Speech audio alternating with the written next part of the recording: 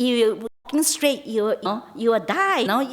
You fall into the cliff. They say sometimes you have to wait until the fog disappear.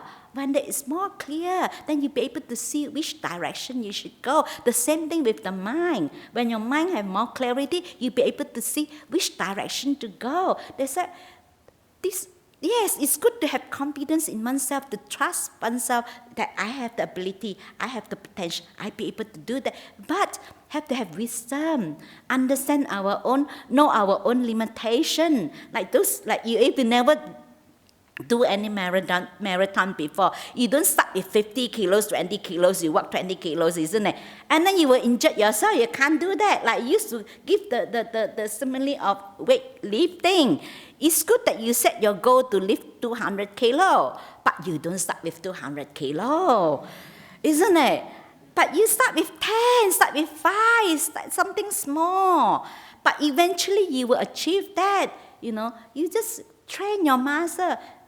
You increase, 5, 10. Slowly one day you will achieve. This is using a bit of wisdom. Not only just a belief that it says it's good to set the goal, it's good to have confidence, but also have to have wisdom, not the blind faith. They say sometimes people have blind faith even in the teacher. Sometimes can be dangerous.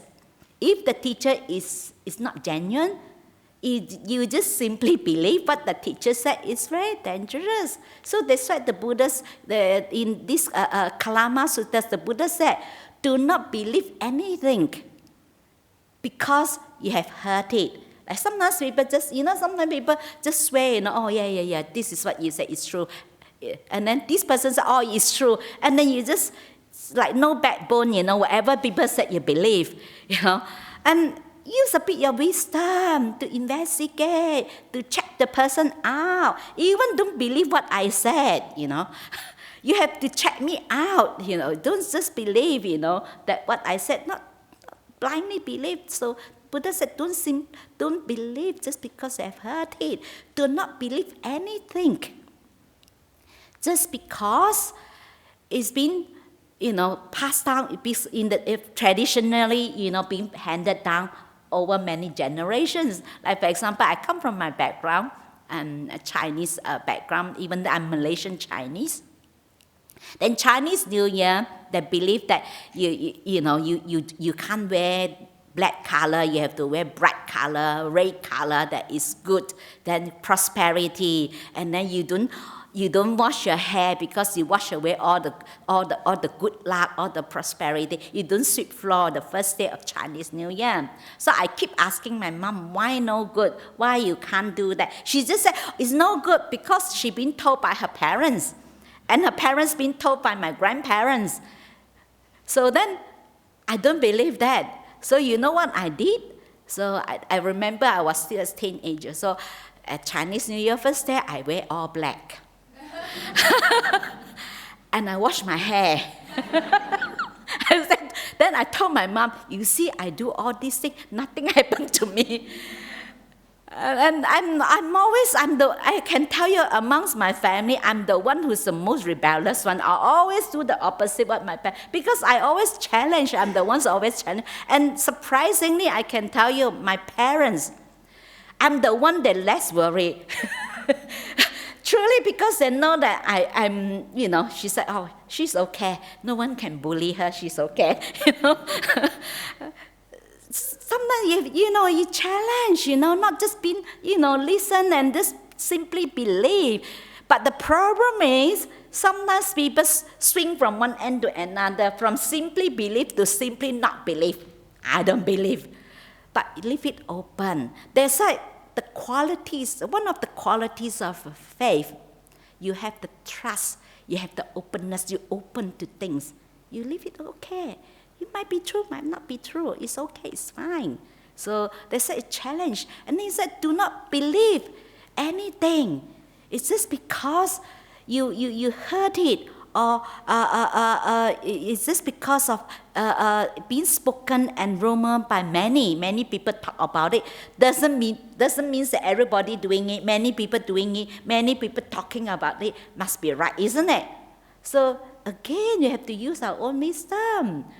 just because, especially nowadays, people with the rumors about the vaccine, that's why I keep telling people, don't, get involved, like, that asking people not to get any vaccine. It's respect individual. To me, I don't convince people to take the vaccine, or I do not ask people not to take, because I leave it to individual.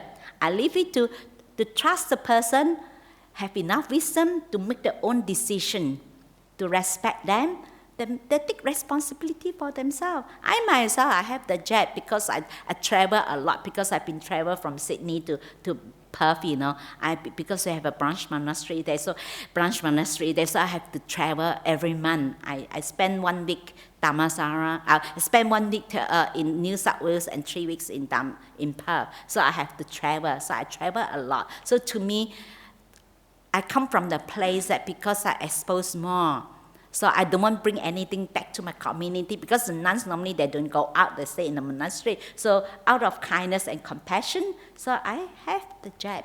So I come from that, Then, but I do not convince people, but I do not ask people not to do it.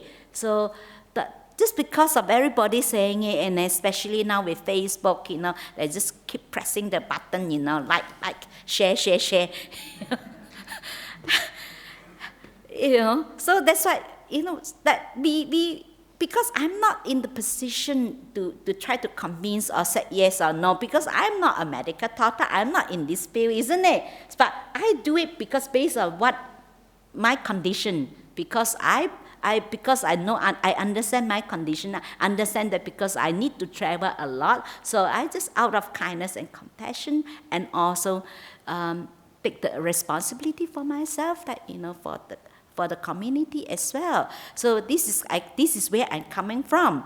So I will not get involved and telling people, please don't, it's terrible, don't get it, it's very dangerous, maybe you got blood clot or whatever.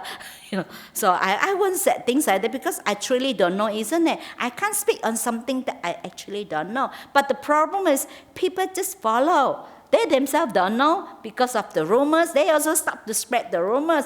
Then you people become part of that to spread the rumors. It's not very good, So don't make sure not to be part of that.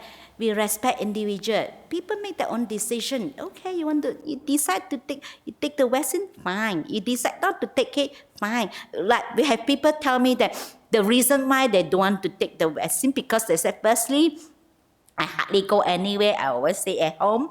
And secondly, because this person said that she had the very bad reaction. Even she took the flu jab, jab, that she's get very, very sick. So that's why she's a bit afraid of that. So she says, since I'm not going anywhere, so I hardly go out. So I decided not to take. Then I respect that, because her reason not taking it. But that's why we don't become part of the one who spread the rumors. And then followed by the Buddha said, do not believe anything. It's just because of you have found it in the religious book. Just because of, even we read suttas, sometimes also we also have to contemplate and reflect whether it is true, isn't it? So we just stop because of in the Dhamma, we read Dhamma books, because nowadays lots of Dhamma books being written by all sorts of people, but we also have the questions, Doesn't mean that all those books that been published, what they said, that we just believe. Just because it's in some of the books, because it's been written by someone. It's just because in your religious book, the Buddha said. And then the fifth one, the Buddha said, do not believe in anything that just merely on the authority of the teachers or elders. Just because someone is more senior, more elder, of course doesn't mean that we don't respect them. They said, yes, you don't have to believe what I said, You can always challenge me. So afterwards, after the talk, please challenge me, okay? If you find that, that what I said, okay, yes, it's reasonable, yeah, maybe, and you find that it's useful, then yeah, you take it back with you. If you think that it's all rubbish, so you just throw into the bin. So forget about it, what I have said. You don't have to believe what I said. And that's why it's wonderful. When I read this teaching, I find it so wonderful because it's a help to, because it's make us think, just think, reflect and contemplate, whether it's the Buddha said, after observation, analysis, investigation, by reasons, and you find this, you find that it's conducive to the benefit and the well-being of oneself and others. He said, you agrees, then you find it, agrees with reason and conducive to goodness, well-being and benefit of oneself and others, then he said, accept it and live up to it. That's why we have to investigate first whether it's true.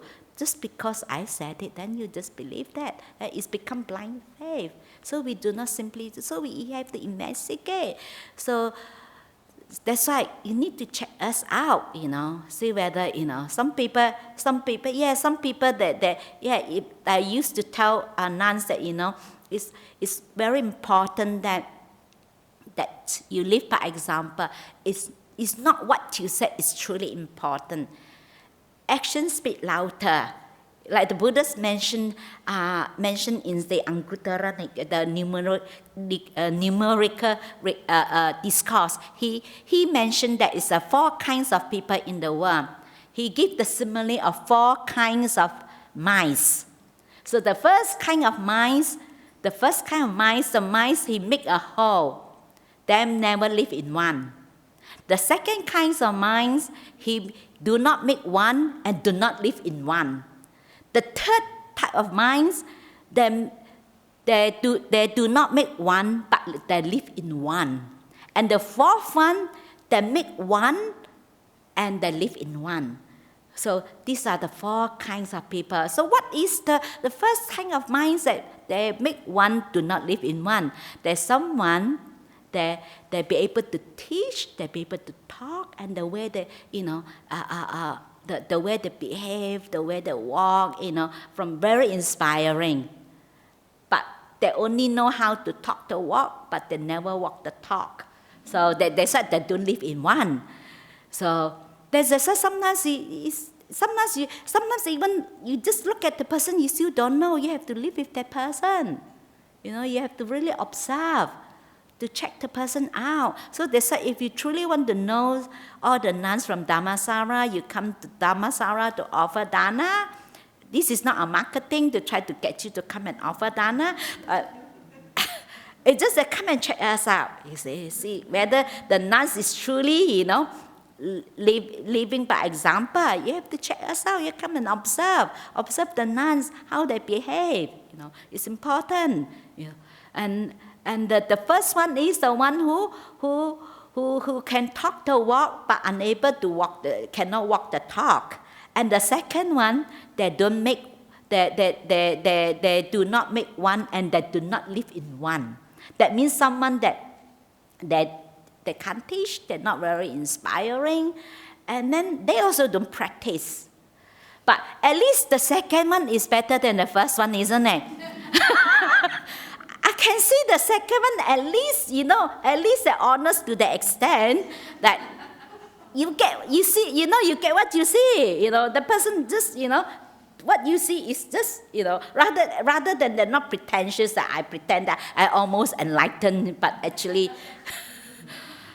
And that's why when sometimes people complain to me, oh, this person terrible, said horrible thing to me, I said, at least I can see the person is honest to the extent. At least the person not pretentious. Actually, this kind of person actually is less dangerous, isn't it? And you get what you see. And this type of person, is less dangerous. Like the other one, almost enlightened. They look like enlightened, but actually they are not. And this kind of people very dangerous and very sweet, very nice. And then you don't know where they're going to stab your back.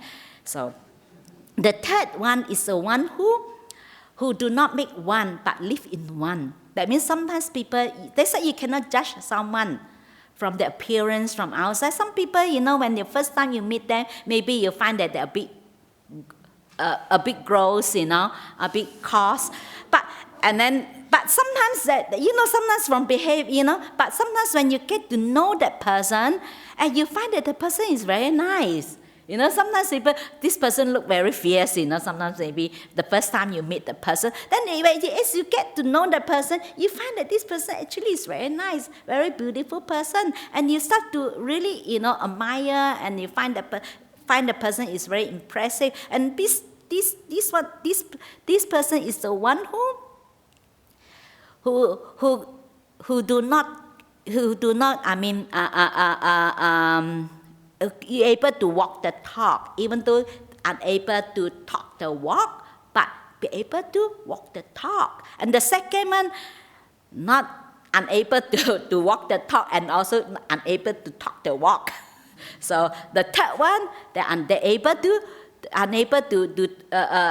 talk the walk, but be able to walk the talk. They're truly living by example. They're truly living the teaching. So they live what they preach. That is important. That's why I say it's no point. People can talk. It's easy to talk, isn't it? And you can ask everybody to let go, but you yourself can't let go. I know I come across people. Just let go. Easy and done, isn't it? Let go. I can. Everybody can say let go, isn't it? Can you do that? In theory, yes, you all can let go. Yeah, you can say let go. Can you do that? Can't, easy said and done, let go. Everybody also can ask. I know sometimes people just ask people let go. If it's so easy, we all got enlightened long ago, isn't it? And then the fourth one is someone to be able to talk the walk and also be able to walk the talk. So they said that there's some minds that make one and they live in one. So they're not only appearance, they're very inspiring, they're very impressive, and they're truly, and then they're very skilled. They'll be able to teach, they'll be able to talk the walk, and they also be able to walk the talk. So that's why, of course, everybody want to be the fourth one, isn't it? But it's very rare, very difficult to find. But at least you can't be the fourth one, at least be the third one, It's okay. You can't teach, it's fine. Not everybody can teach. That's why I keep telling them, it's okay, you can't teach. The most important thing is that how you live is important. Not what you said is really matter. Actions speak louder than words, isn't it? It's important, that you see how the person, look at the person behavior, look at the person action. That's why you can never judge someone, isn't it? Someone maybe first time you see them, it's not that impressive, but they're really nice, very kind, And then once you get to know that person, you can see that the person is very nice, very kind. So they said this kind of I'm talking about this kind of faith that and to observe, to know someone, and not just simply because someone said so, or someone because of these monks or nuns is very senior. So that doesn't mean that they're senior. You have to listen to what they said, but you have to check this. You have to check the monks out, check the nuns out. So they said, then only, after observation, okay, yes, they're quite genuine. Like in Aussie slang, they say fair tinkum, okay. So it's more genuine, okay. This is you can, and this is how under that. Until you know that it comes from the wisdom, the understanding, and also it's important to know our own strength, understand ourselves. Then only we be able to to build up our strength, our momentum. It's not going to happen overnight. So they said normally when people come to me, like for example, sometimes people come to me and say, oh, I can't meditate for that long. So they said, I make a determination, I'm going to sit for an hour. Then they say, oh, each time I sit for an hour, and then after that, I find that, after an hour, I find that I can't sit for an hour. Sometimes half an hour, I can't sustain anymore. So normally I ask people, I say it's good that you make that determination, but if half an hour, if you find that it's very difficult to sustain, do not get up immediately, but do not push. So you go the middle way. So you can push a little bit. You can stay for another 5 minutes. 5 minutes is more doable, isn't it? If you force yourself to sit for an hour, I can tell you it's in agony because you use willpower, you force yourself. Because people want shortcut, want fast. You can't have fast track. You have to build up your muscles. It takes time. Take long time, slowly, little by little. That's why you need to have that faith, that trust. So at the beginning, you may not have that trust, but once you start to build up, your momentum, and you have your clarity, you start to have confidence, you have the trust in yourself that yes, because if you don't have trust, you always have self-doubt. Whether it's, should I continue, should I stop, then actually you will not sustain because you lack of the trust. That's why you have to have the trust to keep going and keep going and keep going. And that's why, and to be able to keep going, you have to have enough energy, to have enough joy and happiness. That's why when we inspire, that's why ultimately we have to have the confidence in oneself. That's why I always encourage people to reflect, to contemplate on their own good qualities. So whatever all the good action that we have done, and we reflect on that, we inspire from our own good quality. We got so inspired, and that lasts for a long time. And that when we got inspired, we have lots of joy and happiness. When you have this joy and happiness, you have more energy. Isn't it? Your mind is more alert. So then you can sustain, you can sit. That's why you can't force your mind to sit for long hours. It doesn't work. So you have to build up, the momentum. You have to have the energy. You have the energy to be able to sustain, to be able to stay. The mind happily stay, content. Because when we reflect on the good karma we have, like for example, we have to have the gratitude, to reflect on how lucky we are, how fortunate we are, to be able to sit here to listen to Dharma talk, and then like here is in this country, here is safe, and we have the opportunity to practice. Imagine some in countries like India, people don't even have enough food to eat, and some people don't even earn enough to live. So let alone the practice, isn't it? So we're here. So we have all the material well-being. So they said, the Buddha said that we have enough good karma.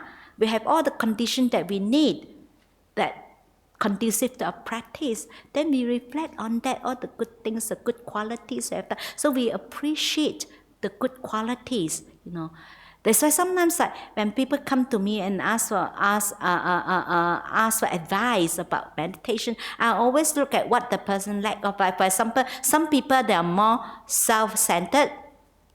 So then I always encourage them to do more, practice more generosity, giving. You give more. Because this is the weakness. Some people, they're a bit weak on the giving, So because giving itself give you a lot of joy and energy. The joy and energy help you to sustain. You'll be able to stay. You'll be able to sit for a long time. You cannot use willpower to determine that I want to sit for an hour, and then you force yourself to sit for an hour, and that it doesn't work that way. The same thing, like people going to all these motivation courses. And actually, it's counterproductive because it's just like you go for the course and then you become so high, like you just take those ecstasy pills, very high. You think that you're on top of the world, you can do anything, and after that, go back to square one. Then you think that maybe I have to listen more. Then you pay more money, to pay more money and go for another course, and then you get boost up again, very high again. Then doesn't work. And then who's the one who they got more profit, isn't it? Then after that, actually sometimes people ended up that they feel that they're failure. They become like, that they're actually counterproductive. You become like, I can't do it, and lead to more low self-esteem. Because of you try, and then that only give you temporarily, make you high a little bit, then after that go back to square one. But what I'm saying here, the confidence actually come from your own good quality, and that's why you look at your own good quality. The Buddha said not to be afraid to reflect on our own good quality, and also understand oneself is important. If we know, for example, we can't restrain ourselves. So this is our weakness.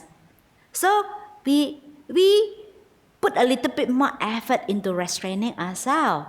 Like sometimes I have friends that sometimes they say, I want to be on diet. So each time they say, okay, I start tomorrow. I can't resist with the piece of cakes, chocolate cakes. Okay, maybe I start tomorrow. I eat it today. So then tomorrow you will say, tomorrow again. So you have to put an effort. No, it's easy, isn't it? Start from small to restrain yourself from a piece of cakes. And then little by little you restrain more and more. This is how you build up. And then you because it's helped you with the more you restrain yourself, your mind become more and more, you have more strength. You'll be able to say no to defilements, no to those, like sometimes, like all those unwholesome qualities, like sometimes fear arises, and sometimes worrying. Sometimes people like worrying because they feel good. And I have someone said to me that they like to get angry because you feel that you're alive.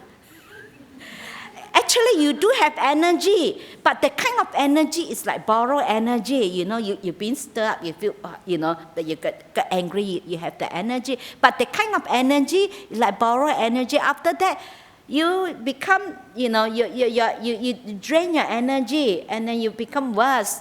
When after getting angry, you become really tired because you use up lots of mental energy. And like some people like to think a lot. Normally, I ask them to do more body awareness because thinking itself is always go to the future. You are not present. So you bring your mind back, aware of your body sensation. So you're more in touch with present moment, how you feel in this moment. So feel how you feel. Bring your mind back. So this way, you have to be able to identify what are your weaknesses. We should strengthen, or maybe we need to strengthen our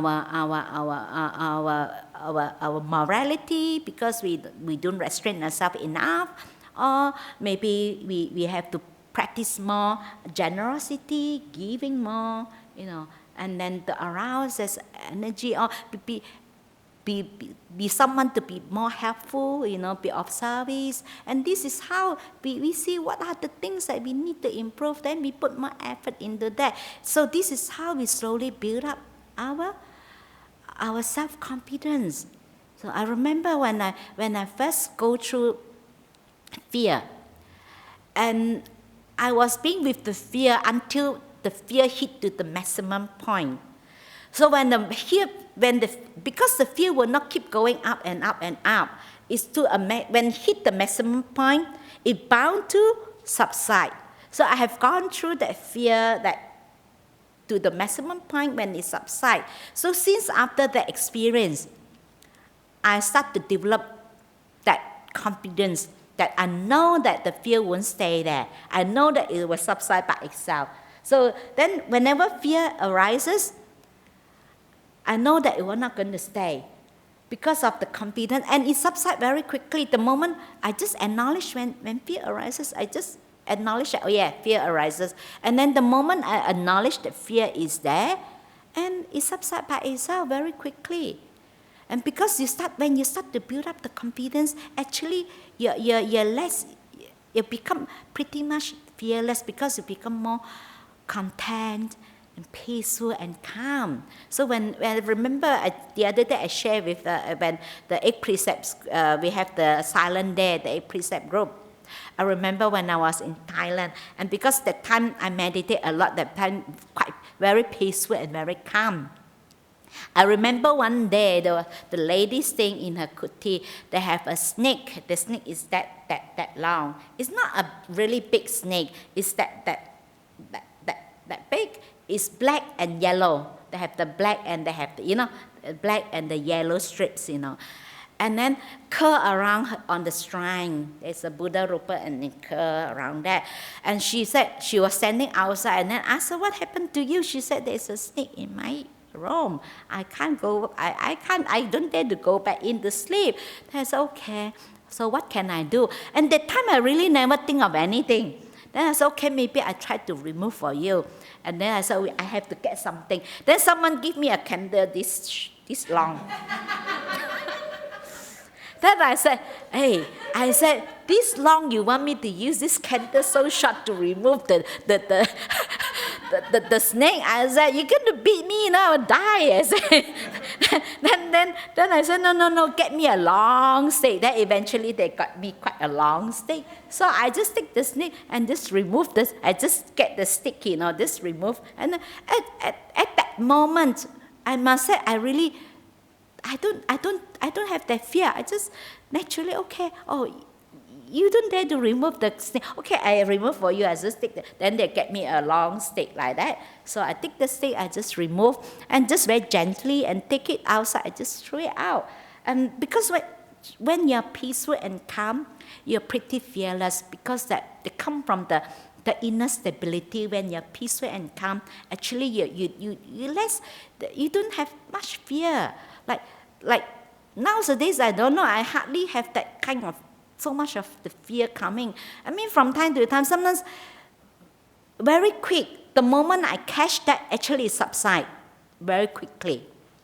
So that's why you have to build up that. If you're peaceful enough, calm enough, you're pretty fearless. Then this peace and calm actually come from your inner. Because of the fear come from the lack of inner security. You don't feel secure. That's why you have that fear. So that's why when you build up the confidence in yourself, that also when you start to build up the confidence in yourself, you will build up your inner stability and inner strength and inner peace. And your mind become very steady, very peaceful, and that's why you're pretty fearless. So that's why it's important, and also share with them also with that. Because someone asked me, you stay in Thailand, the place that we stay actually is an old cemetery.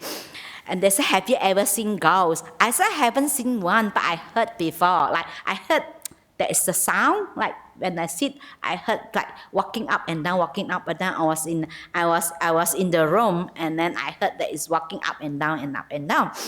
Then I heard that vibration, I can feel, because it's a wood flooring. Then I was in the room and then outside the shrine, and it's up and down.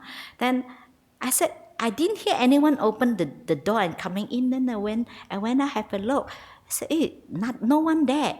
Then I went back and sit again, and I hear again that people walking. Then I went out again, nothing. And I look, it's nothing. Then I went back and I said, okay, I have enough. So you continue to do your walking meditation. I continue to sit in meditation. I do my sitting meditation, you do your walking meditation. Then I just sit and meditate, and then after that, I don't know for how long, it just disappeared, I don't remember. Then the other lady came back, because initially I was staying in the kuti because of the need to varnish the whole kuti. They have to do some repairs and maintenance job. I have to move the dormitory. They have 2 rooms and with a shrine and with a bathroom. So, and I was with another Singaporean lady. Then I told her what happened. She said, wow, afternoon also got ghosts. And I said, is there any restriction? So like ghosts have to come out at night. Afternoon you can't come out. My grandson, like when they first moved into the house, my grandson used to see, he said the game master inside. Then he asked the mother, how did he get in?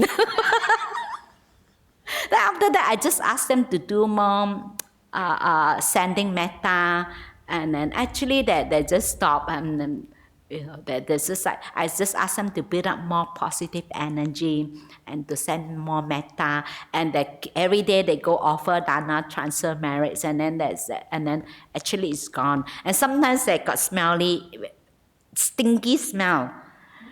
And then after that it stopped. So I asked them not to worry, and then I said do more metta, give them more loving kindness. I said they just want more merits. I said they will be okay. And then now they're okay. I remember very funny, my grandson said, how did he get in?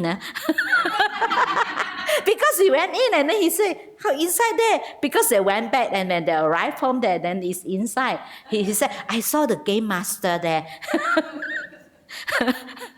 And that moment, actually, I don't really have, when I see that, actually it didn't click my mind, and I didn't really have any fear. And another person that's a magi said, if I were you, already run away. You still go back and say, I said, that moment, I really don't think of anything. Because when you're peaceful, when you're calm, you just don't have that fear at all. Even, they say, oh, someone there, okay, hello. Go back and sit. Even you see snake, okay, take out the snake. And because when you're peaceful and calm, actually you're pretty fearless. So that's how to develop that. It takes time, little by little. So the Buddha said it's a gradual training. So that's why I keep telling people, if you determine to sit 1 hour, half an hour you want to stop, don't stop, sit for another 5 minutes. So then after that, you can get up. Because if you continue always, half an hour you stop, then you will never have any progress. You never go deep. You always half an hour you stop, half an hour you stop. So don't just give in, but you don't push too much. Because when you push too hard, counterproductive.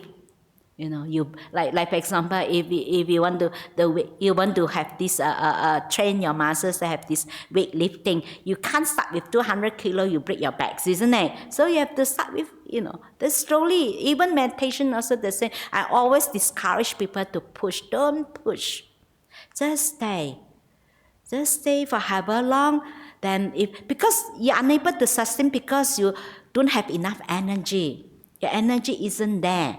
So when your energy is not there, you cannot sustain, you can't push. When you push, counterproductive. Then you become very tired. We have people said, oh, I sit for 2 hours, I'm very tired. So I said, if you sit for 2 hours, you're tired, that means you're using too much willpower. So if you be able to sit for 2 hours, you're pretty peaceful and calm and happy, if people sit for 3 hours, it should be bliss out already. But if you feel tired, that means you go the wrong way, using too much willpower. So it's no point, isn't it? You rather you have the quality, it's not quantity. You sit for 3 hours and then you suffer for 3 hours. If you sit for half an hour, you enjoy the half an hour, then you have the quality time half an hour, then rather to have 3 hours, you suffer for 3 hours. So not the quantity, is the quality. So I offer this for Dharma reflection. May this teaching be of benefit to all of you. So any questions? Any questions or comments? Any questions or comments? Please challenge me. Yes. I have a question. So it's about meditation. Yeah.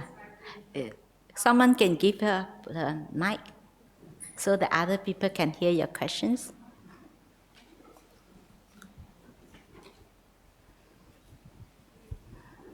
Okay. Thank you, Venerable. I have a question about meditation because Okay. I've been meditating for a while, but I've not been very consistent. Uh-huh. I can sit for 1 hour, but I don't feel anything. I just feel like I'm sitting. I don't Uh-huh. bliss out, but I have been consistent in my sila practice. I do Uh-huh. feel I'm getting better in my sila. I get more fearless, like you Uh-huh. said. But somehow I don't think it's translating to the meditation. Do you have any advice for me? Okay.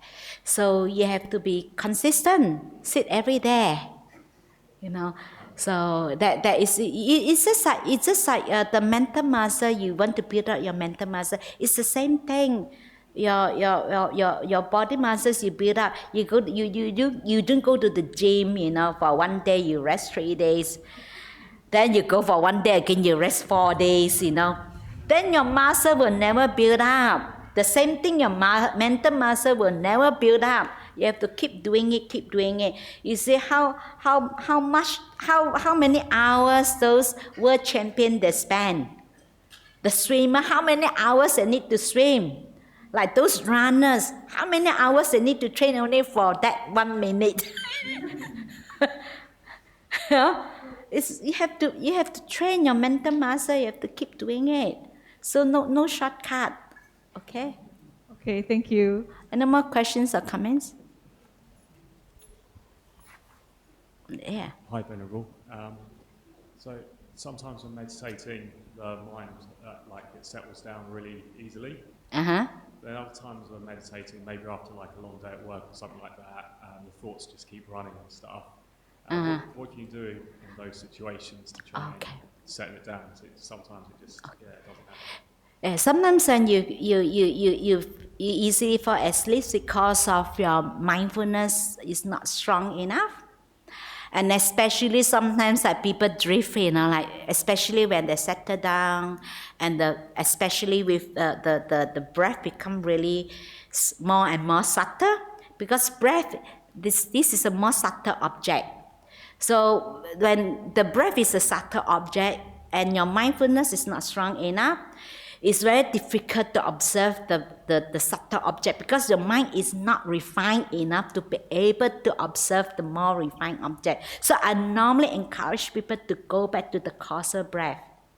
So you make your breath a little bit coarser. And sometimes walking meditation is also good.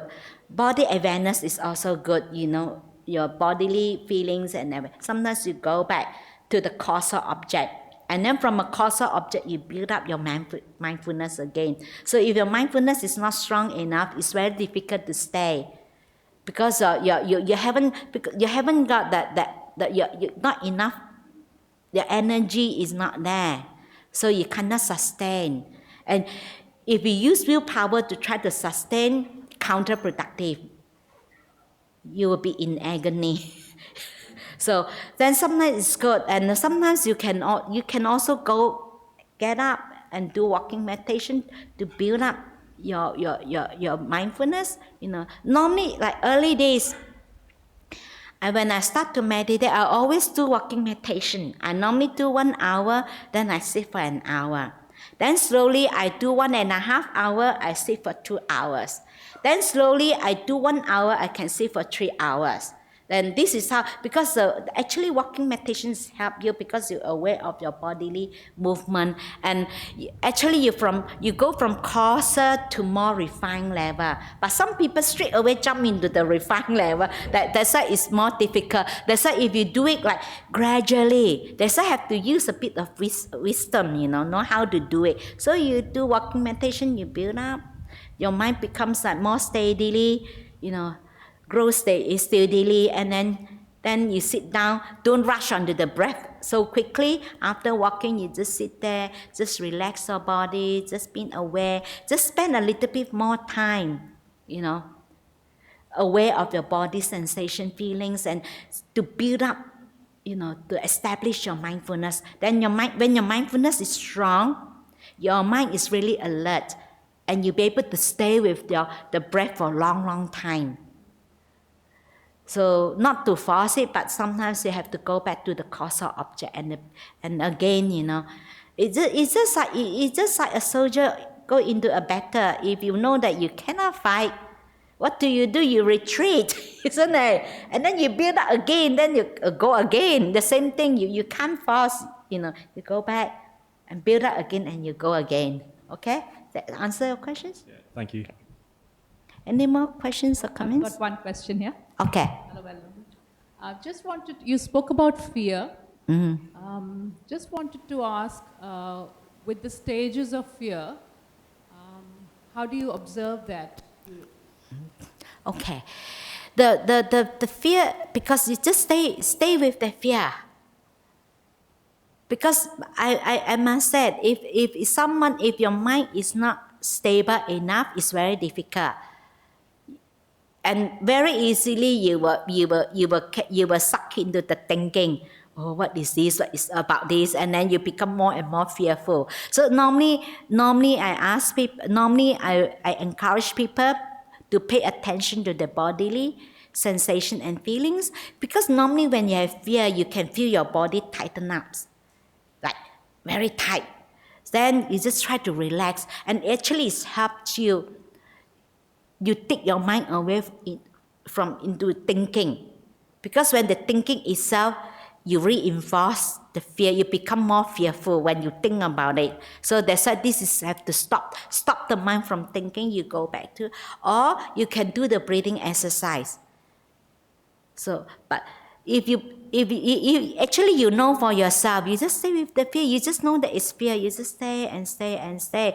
But if someone mind is not stable and strong enough, it's very difficult.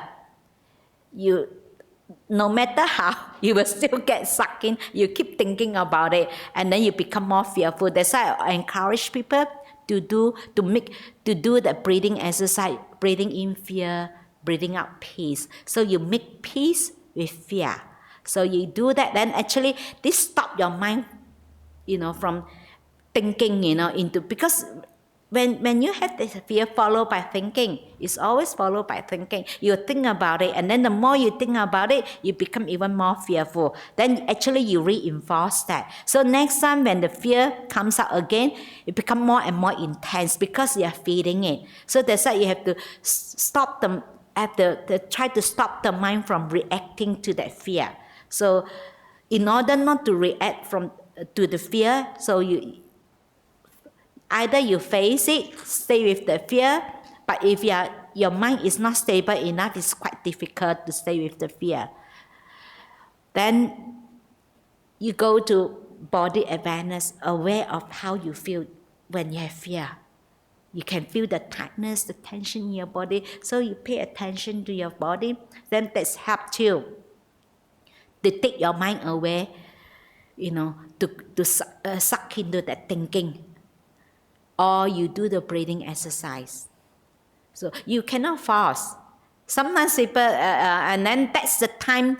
Sometimes, like when you're not stable, and actually sometimes people like to do reflection, but normally I don't encourage people to do reflection, because sometimes when your mind is not peaceful enough, if you do reflection, actually you're not actually doing reflection, you're thinking. Surely you're thinking, and not to suppress. I have someone, sometimes people keep telling that even you keep telling yourself, not to think of fear, you think more. This is how, like we have someone said to me that this person used to keep telling herself, because his Ajahn Brahm said, she got very angry and upset, and she had lots of anger, and then she said she used to do that, keep reminding herself, keep telling herself that, because Ajahn Brahm said, don't water the weeds, you water the flower. So she keep telling herself, and she got angry. She would say, water the flower, don't water the weed, water the flower, don't water the weed. Actually, it's another. She using this as a suppressing her anger. Actually, she didn't know that. She actually is not really reflecting. Actually, she used this as to suppress, and then she keep doing that. And then she didn't know that she'd been building up her anger.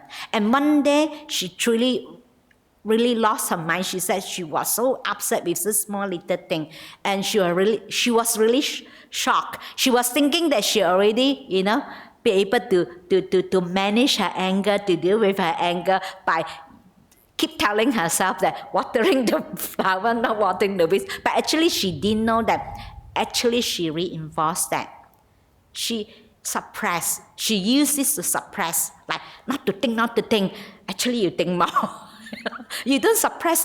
I keep telling, we don't suppress, not holding on, and not to ignore. We acknowledge that it's there, it's okay. So we accept that this is how we feel. Like some people tend to push it away, run away, or I shouldn't feel fear, or it's not there. And it's all, if you do that, it will reinforce that tendency, become stronger. So does that answer your questions? Okay. Thank you.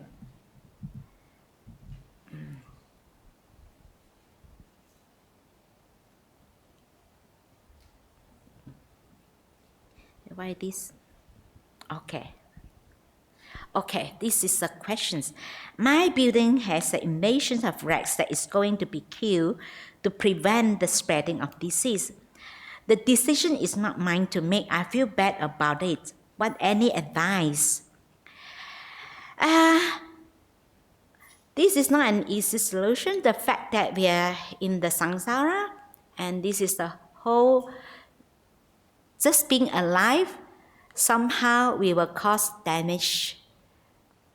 This is part of that, That's what the Buddha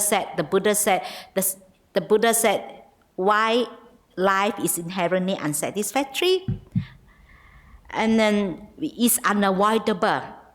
Just the fact that we are alive, so somehow we will have caused damage to other beings, Like for example, like we build kuti. So if we don't build kuti, we can't take in more nuns to come and train. But when we build kuti, somehow you clear the land, somehow some creatures will get affected.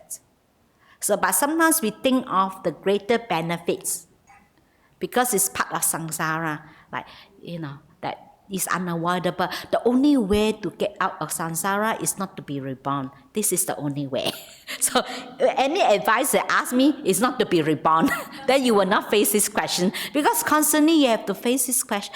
Because part of life, sometimes you have to make a very difficult decision.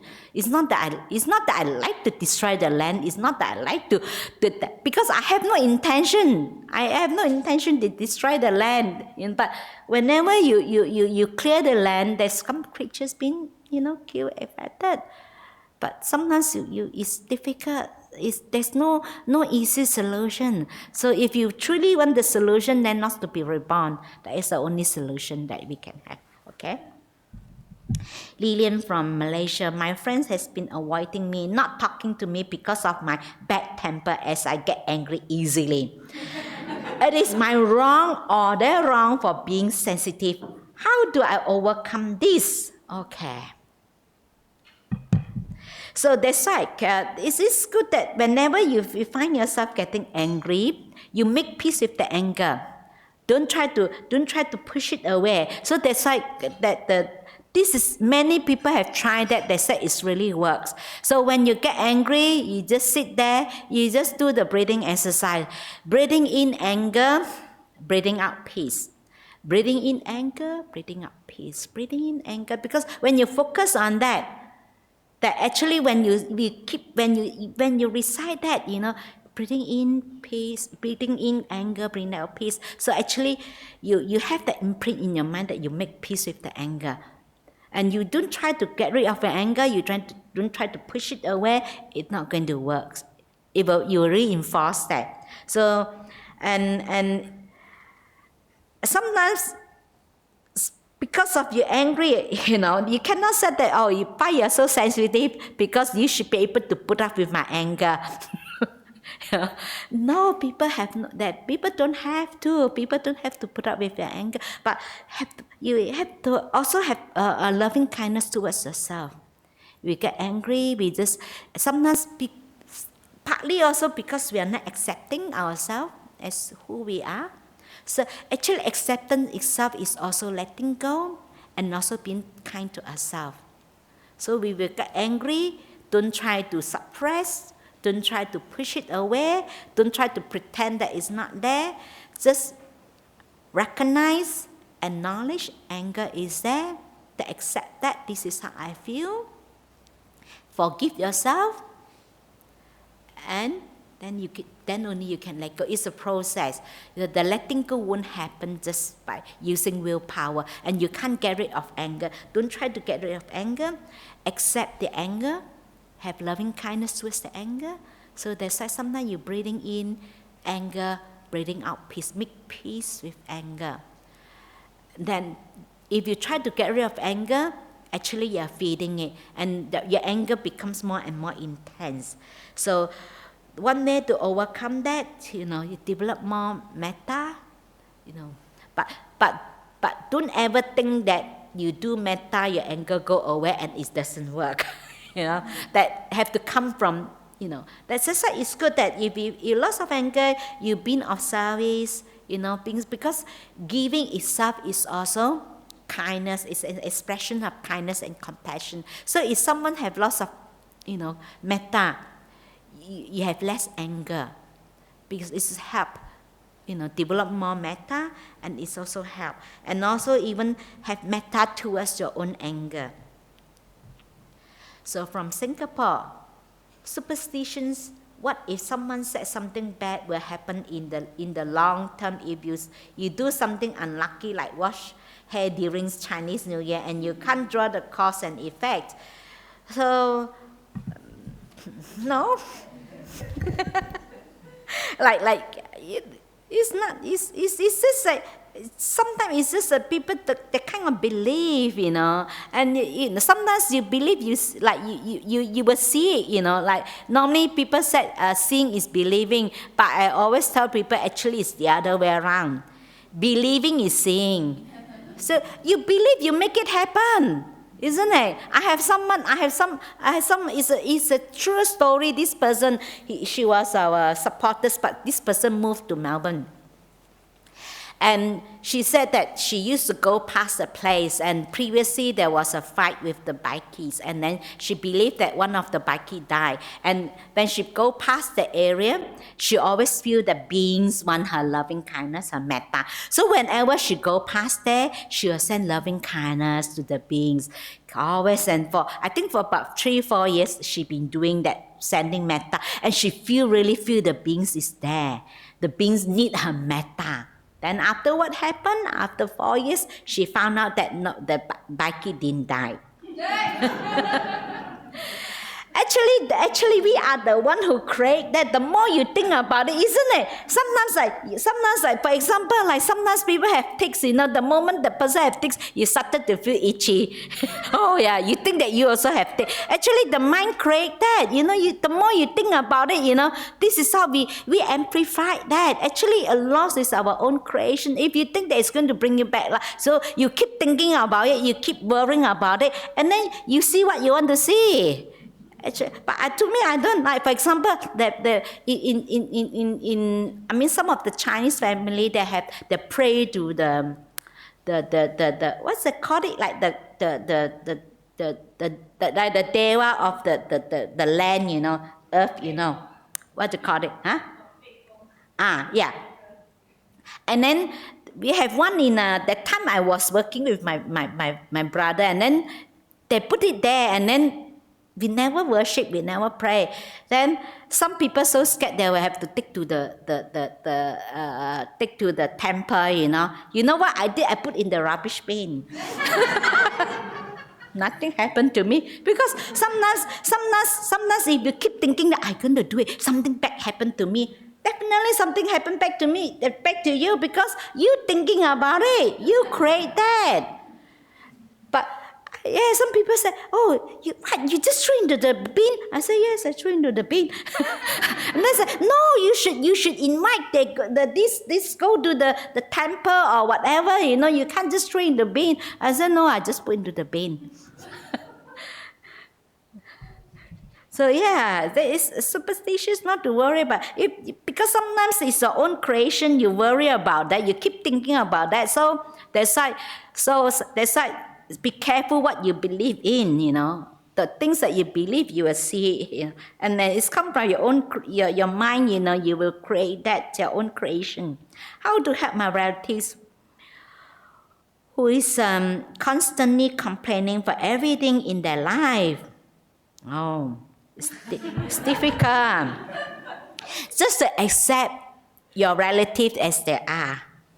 So this is the only thing you can do, because how to help that person, isn't it? The person like to complain, you just accept the person like to complain. So afterwards, you just and if the person don't complain, you feel surprised because no longer that person. Okay, so you get used to it. So it's okay, not to worry. Because, we can't change everybody, isn't it? We can only change ourselves. To change yourself, to accept the person as the person is. So that is kindness, being kind to the person. Okay? Right, God? Okay. How to handle my mother who getting stubborn like a child? My mom is 86 years old. Okay. And just accept her as she is. And don't try to change her. She's stubborn, it's fine. So just love her as she is, even though she's stubborn, she's grumpy. So love her as she is. She's grumpy. It's okay to be grumpy, it's fine. Okay.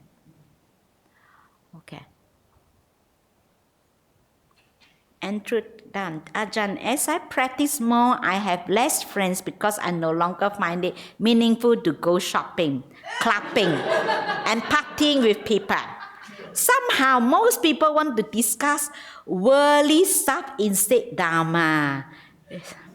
Okay. It's okay, because even last time when I was a lay person, I already keeping it precept. I seldom go shopping. I don't go clubbing, but I'm okay. Whoever speak to me is just normal. It's okay. You don't try to impose our ideas on others. If people like to, if you don't like to discuss worldly stuff instead of Dharma, then you just try to avoid. Somehow, and it's fine.